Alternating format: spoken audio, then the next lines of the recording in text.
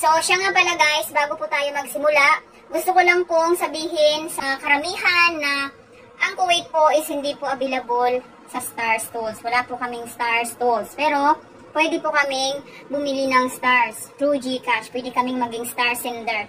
So, ito na po guys ang mga countries na available for stars. Babanggitin ko po dito ang mga pangalang available. Stars availability.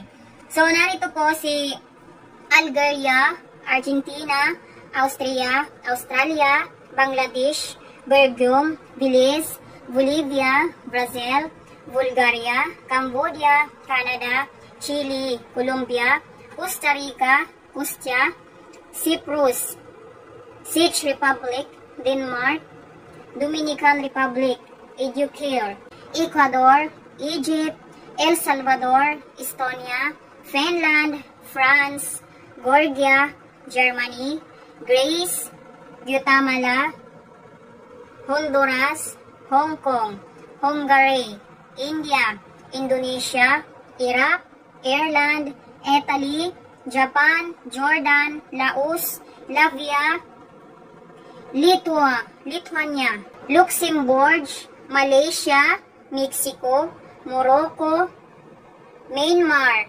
Nepal, Netherlands, New Zealand, Nicaragua, South Africa, Pakistan, Panama, Peru, then Philippines. Siyempre, nandyan si Philippines. Then, Poland, Portugal, Puerto Rico, Romania, Saudi Arabia, Singapore, Slovakia, Slovenia, Spain, Sweden, Turkey, Taiwan, Thailand, United Arab Emirates, UK, US, Venezuela, Russia.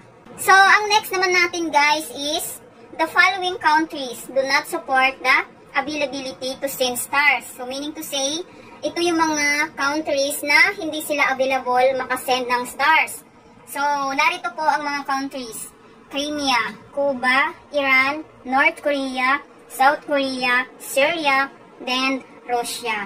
Yan po yung mga countries guys na hindi available sa kanila ang makapag-send ng stars. Dito sa Kuwait, wala din, hindi rin available dito ang stars. Wala kaming tools na stars. Pero, pwede kaming makabili ng stars through GCash. Pwede kaming makabili ng stars. Pwede kaming maging star sender. Ewan ko lang sa iba't ibang mga lugar kung nakakasend silang ng stars. Kasi ako, nakakasend naman ako ng stars. Nandito ako ngayon sa Kuwait. Kasi, ang mga nabanggit lang doon sa not available for send star, yun lang po yung mga hindi talaga makakasend ng star. Kahit bumili pa sila sa GCash, hindi sila pwede makasend. Kasi nga, wala, hindi sa kanila eligibility. So, yun lang po guys. That's it for today's video. At kung bago ka pa lang po sa aking platform, don't forget to follow me and to subscribe na din.